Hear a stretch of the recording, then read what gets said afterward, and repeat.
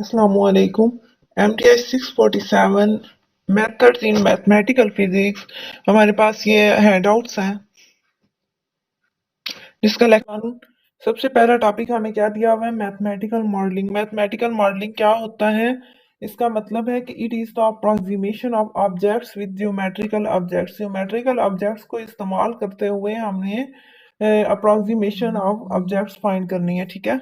उसके बाद second definition है मैथमेटिकल फार्मूलेशन। फार्मूलेशन क्या होता है? In this step we derive the equation. इस स्टेप के अंदर हम लोग इक्वेशन बनाते हैं corresponds to the given phenomena, जो हमें क्वेश्चन दिया गया है उसके मुताबिक। It is based on existing law. ये कुछ लॉज पे बेस करता है। वो लॉज कौन कौन से हैं? Newton's law of motion, laws of thermodynamics.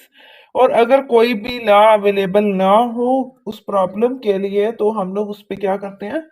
Experiments करते हैं, ठीक है। मैथमेटिकल फॉर्मूलेशन अगेन देख लें। इसके अंदर हम लोग क्या करेंगे? इक्वेशन ड्राइव करेंगे। उस किसके मुताबिक करेंगे? जो हमें क्वेश्चन मेंशन होगा। फिर हम उस पे अप्लाई करेंगे laws, for example Newton law of motion या लॉ ऑफ थर्मोडायनामिक्स। और अगर हमारे पास लॉ अवेलेबल ना हो तो हम लोग क्या करते हैं? एक्सपेरिमेंट्स करते हैं उस इक्वेशन के ऊपर। फॉर एग्जांपल उन्होंने हमें एक इक्वेशन दे दी, F is equal to G M E M S over R E S का होल स्क्वायर। इसका सेकंड डेरिवेटिव लें तो वो क्या आ जाता है? डी स्केयर आर और D T square equals to G M over R. F E equal होता है D square R over D T का स्केयर के। G as it is, M E और एम एस की जगह पे हम एम लिखेंगे, आर का स्केयर की जगह पे आर। फॉर लेक्चर नंबर 2 है हमारे पास, सॉल्यूशन है उसका। हम लोग एग्जिस्टेंस फाइंड करते हैं, उसके यूनिकनेस होती है। उसके अलावा अगर हम मैथमेटिकल एनालिसिस के अंदर देखें तो नई प्रॉब्लम, नए सॉल्यूशन, नई फील्ड्स, ये सारा कुछ पाया जाएगा। एक एग्जांपल दी गई है हीट फ्लो प्रॉब्लम। इसके अंदर हम लोग सबसे पहला स्टेप क्या करेंगे? इसकी फॉर्मुलेशन करेंगे, फिर इसको एक पीडी इक्वेशन बनाए जाएंगे, पार्शियल डिफरेंशियल इक्वेशन में तब्दील करेंगे जैसे हमने ऊपर देखा। फिर उसके सोल्यूशन देखेंगे कि इस पे कौन सा सोल्यूशन अप्लाई कर सकते हैं। फिर उसको हम टर्म में लिखेंगे साइन और कोसाइन के अंदर। फॉर एग्जाम्पल फॉरियर एनालिसिस के अंदर फिजिकल इंटरप्रिटेशन हमारे पास क्या है? X is equal to D X over D T and X of T is equal to A की पावर टी, और ए बिलोंग्स टू क्या होता है? Real numbers. लेक्चर नंबर 3 है वाइब्रेटिंग स्ट्रिंग इक्वेशन। यह हमारे पास ये जो इक्वेशन दी गई है इसे हम लोग क्या कहते हैं?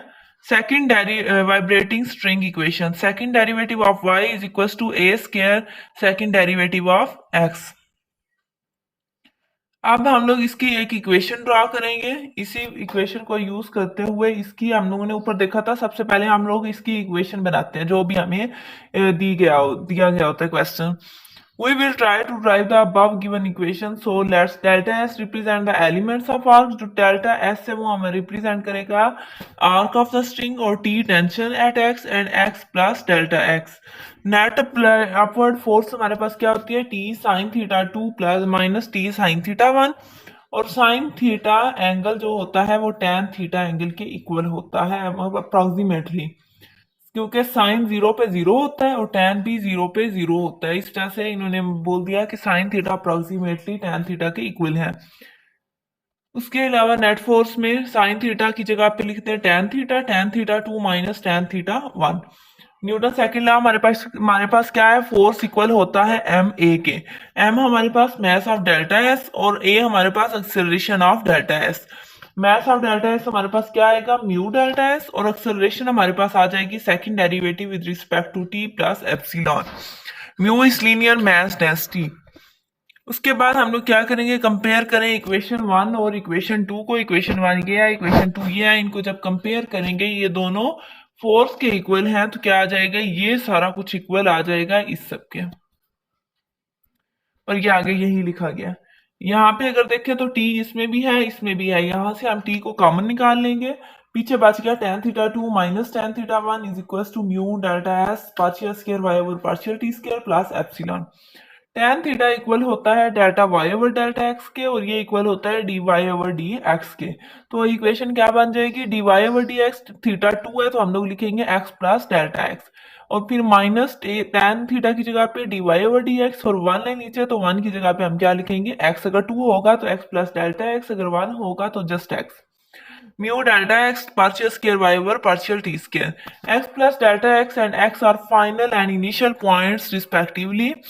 डेल्टा एस इक्वल टू होता है डेल्टा एक्स के, म्यू डेल्टा एस इक्वल आ गया म्यू डेल्टा एक्स के। यहाँ पे जहाँ पे म्यू डेल्टा एक्स एस था वहां पे हमने म्यू डेल्टा एक्स लिख दिया। बाद साइड्स पे डेल्टा एक्स को डिवाइड करें, जब हम लोग इधर डिवाइड करेंगे तो ये यहाँ पे आ जाएगा, जब इधर तो ये इस दोनों से कट जाएगा। पीछे क्या बच गया, partial square y over partial t square plus epsilon. Mu इधर मल्टीप्लाई हो रहा था, इस साइड पे आके डिवाइड हो जाएगा। As delta x approaches to zero and epsilon approaches to zero, it becomes partial over partial x. अगर हम लोग स्टेप्स देखें, पार्शियल का डेरिवेटिव ये बन है ना D Y over D X का, तो हम लोग लिखेंगे partial over partial X partial Y over partial X equal आ जाएगा partial square Y over partial T square, और एप्सिलॉन हमारे पास जीरो है, एप्सिलॉन अप्रोच कर रहा है जीरो को, ये इधर मेंशन है। उसके बाद टी ओवर म्यू, ये जब इसके साथ मिलेगा partial square Y over partial X square हो जाएगा, is equal to partial square Y over partial T square. T over mu equals to आ जाएगा ए स्केयर के, तो इक्वेशन बन जाएगी हमारे पास, यहाँ पे ए स्केयर आ जाए, ए स्केयर को जब इधर मल्टीप्लाई हो रहा है, बल्कि नहीं इसको तरतीब दे दें, ये वाली साइड इस साइड पे लिख लें और ये वाली साइड दूसरी साइड पे लिखें, तो ये क्या इक्वेशन हमारी बन जाएगी। और ये इक्वेशन हमने प्रूव करनी थी, वाइब्रेटिंग स्ट्रिंग इक्वेशन, ये इक्वेशन है। और यहाँ पे क्वेश्चन के अंदर जो मेंशन थी ये इक्वेशन है, ये दोनों एक दूसरे के जैसी हैं, तो इसका मतलब कि हमारा क्वेश्चन बिल्कुल ठीक है। लेक्चर नंबर 4 है हमारे पास, बाउंड्री कंडीशंस क्या होती हैं। हमारे जो मैथ में एमटीआई 647 के ज्यादातर क्वेश्चंस होते हैं, उनके अंदर बाउंड्री और इनिशियल कंडीशंस को सॉल्व किया जाता है। यहाँ पे अब हम लोग देखते हैं कि बाउंड्री इक्वेशन होती क्या है। Boundary conditions for a vibrating string of length L for which and उसका फाइंड हमने करना है। फर्स्ट पार्ट जो हमने फाइंड करना है, X is equal to zero से X equal to L fixed है। सेकंड पार्ट के अंदर हमने फाइंड करना है इनिशियल शेप ऑफ स्ट्रिंग, और उसके बाद थर्ड पार्ट में हमने फाइंड करना है, ये सारा क्वेश्चन है, इनिशियल वेलोसिटी डिस्ट्रीब्यूशन। और स्टेप 4 में हमने फाइंड करना है displacement and any instant t is bounded. Solution की तरफ आ जाए। String is fixed at x is equal to zero, part 1 जो था हमारे पास वो क्या था, स्ट्रिंग फिक्स है हमारे पास, X is equal to zero से X is equal to L तक। तो इसका डिस्प्लेसमेंट क्या आएगा, एक्स की जगह पे जीरो एक दफा लिखेंगे, वाई जीरो और टी, और एंड पॉइंट पे हम लोग लिखेंगे वाई एल और टी, और दरमियान में क्या आ जाएगा जीरो। ठीक है, यहाँ से हमें स्टार्टिंग पॉइंट का भी पता चल गया और एंडिंग पॉइंट का।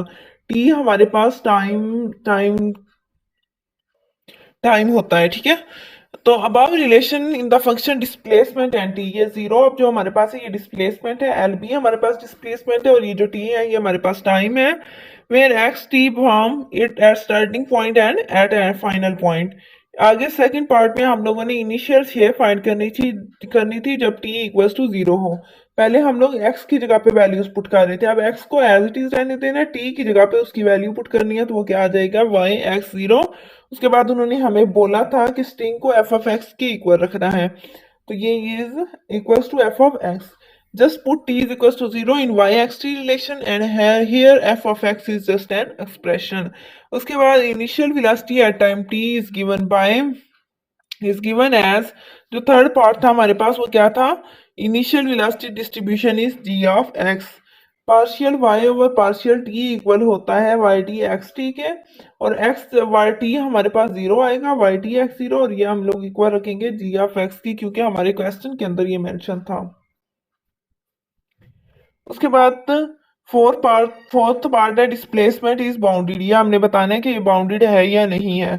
Displacement is bounded, it implies that there exist some finite real number. इसका मतलब क्या हुआ कि इसके अंदर कुछ फाइनाइट रियल नंबर्स हैं, m less than infinity such that y x t less than m for all 0 less than x less than l and t greater than 0. There are some examples of boundary conditions applied on vibrating string equation. यहाँ पे हमारा lecture number 4 complete हो गया है। Lecture number 5 है हमारे पास heat flux across the plane. Heat flux जो कि प्लेन के इर्द गिर्द है। Suppose planes 1 and 2 are parallel and at distance delta N apart. फर्ज करें कि दो प्लेन्स हैं 1 and 2, वो दोनों पैरेलल हैं। ये यहाँ पे देखें ये दो प्लेन है, ये आपस में पैरेलल है। पैरेलल का मतलब क्या होता है, सामने सामने होना, बिल्कुल बराबर होना। और उनके जो दरमियान में जो डिस्टेंस है वो कितना है, डेल्टा एन का। ठीक है,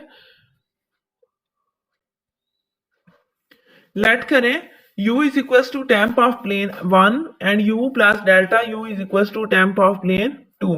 टेम्प का मतलब है टेम्परेचर, u इक्वल आ जाएगा टेम्परेचर जो प्लेन 1 का है और u प्लस डेल्टा 2 आ जाएगा temperature of plane 2। Heat flows from higher temperature plane to lower temperature plane. Heat जो गुजरेगी वो हायर से लोअर प्लेन की तरफ जाएगी। हीट फ्लक्स को डिफाइन करते हैं हम लोग heat per unit area per unit time. Heat unit per unit area per unit time. Mathematically इसको हम कैसे लिखेंगे, heat flux directly proportional to difference of temperature divided by distance between planes. अब अगर यहाँ पे हमने देखे difference of temperature, difference of temperature, temperature हमारे पास एक u है और एक u प्लस डेल्टा u है, तो हम लोग इन दोनों को आपस में माइनस करेंगे क्योंकि डिफरेंस का मतलब होता है माइनस करना। उसके बाद डिस्टेंस बिटवीन प्लेन्स वो हमारे पास कितना था यहाँ पे डेल्टा एन, तो ये क्या आ जाएगा, जब ये ब्रैकेट खुलेगी तो ये माइनस यू हो जाएगा, ये दोनों आपस में काट गए तो ये minus delta u divided by delta n और ये आ जाएगा minus k delta u over delta n. के हमारे पास कांस्टेंट ऑफ प्रोपोर्शनैलिटी है जिसे हम लोग थर्मल कंडक्टिविटी भी कहते हैं। थर्मल कंडक्टिविटी की डेफिनेशन क्या है, measure of how well a material can conduct और ट्रांसफर हीट, कि किस तरह एक मटेरियल जो है वो अपने ट्रांसफर करता है हीट को या कंडक्ट करता है। As in this case heat flows from plane 1 to 2, heat गुजर रही है plane 1 से 2 की तरफ, lower temperature to high temperature, that's why we have the negative value of heat flux। और यही वजह है कि हमारे पास नेगेटिव वैल्यू है हीट फ्लक्स की, डेल्टा यू ग्रेटर देन 0 आ जाएगा। If heat flows from planes 2 to 1, अगर हीट गुजरे प्लेन 2 से 1 की तरफ, and vice versa for limiting case if delta n approaches to 0 and delta u approaches to 0, then heat flows across planes 1 is equals to minus k delta u by delta n। Heat flows across plane 1 क्या आ जाएगा, minus k delta u over delta n. As delta n approaches to 0, distance between planes approaches to 0, so we can write it as plane 1 only। Lecture number 6 है हमारे पास partial differential equations. Partial differential equation होती क्या है, it is an equation, ऊपर तक जो हमने अभी तक काम किया है ना वो सारा ज्यादातर एमसीक्यूज के अंदर आएगा, क्वेश्चंस के अंदर नहीं आता। अब यहाँ से जो स्टार्ट हो रहे हैं ना ये जो क्वेश्चंस है ये मोस्ट इंपॉर्टेंट है पार्शियल डिफरेंशियल इक्वेशन। इसके शॉर्ट भी क्वेश्चन आ जाते हैं, लॉन्ग क्वेश्चन भी आ जाता है।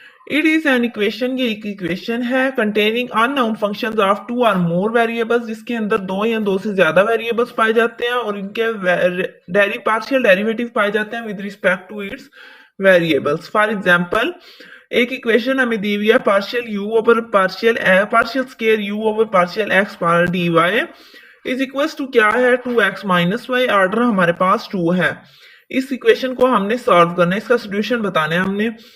ऑर्डर इसका क्या है, हमारे पास हाईएस्ट डेरिवेटिव, हाईएस्ट डेरिवेटिव हमारे पास क्या है 2 है, तो ऑर्डर हमारे पास क्या है 2 है। सोल्यूशन है हमारे पास, it is the function which satisfies the given differential equation, ये वो फंक्शन है जो सेटिस्फाई करेगा ऊपर वाले, ये जो ऊपर हमारे पास पूरा फंक्शन था उसकी डिफरेंशियल इक्वेशन को।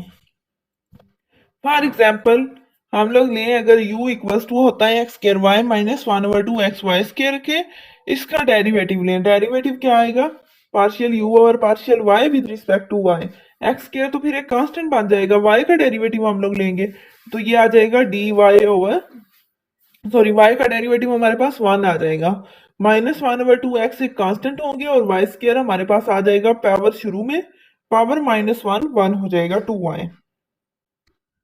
जब हम लोग यहाँ पे 2y लिखेंगे ना तो ये पीछे हमारे पास 1/2 एक्स था, 2 से कट के माइनस एक्स और y ये और ये आ जाएगा, ठीक है, x square minus X Y आ जाएगा। अब इसी को यूज करते हुए आप लोग with respect to X derivative लें, तो ये शुरू वाली वैल्यू एक्स स्क्र है तो ये क्या आ जाएगा 2x, यहाँ पे x y as it is और एक्स का डेरिवेटिव क्या आ जाएगा 1, और ये सेकंड डेरिवेटिव हो गया विद रिस्पेक्ट टू एक्स और first derivative with respect to y लिया हमने। तो ये जो इक्वेशन है x square y minus 1/2 x y square is also a solution here f prime of x and g prime of x are arbitrary function. यहाँ पे जो उन्होंने फंक्शन दो लिखे f of x and g of x ये एक arbitrary function है। Particular solution हमारे पास क्या होता है, ये जनरल सॉल्यूशन होता है by particular choice of arbitrary function. अब फॉर एग्जांपल हमें एक इक्वेशन दी गई है u is equal to x square. अच्छा, ये जो हमारे यहाँ तक इक्वेशन वही है। अब एफ ऑफ एक्स और जी ऑफ एक्स था, इनको उन्होंने कुछ दो वैल्यूज दे दी पार्टिकुलर चॉइस से। तो इसको आगे सॉल्व करने से आप लोग अभी ये ना करें क्योंकि ये पेपर में नहीं आता पार्टिकुलर सोल्यूशन। उसके बाद सिंगुलर सोल्यूशन क्या होता है? It can not be obtain bye general solution, जो कि जनरल सोल्यूशन से फाइंड नहीं किया जा सकता। यहाँ पे हमारा लेक्चर नंबर 6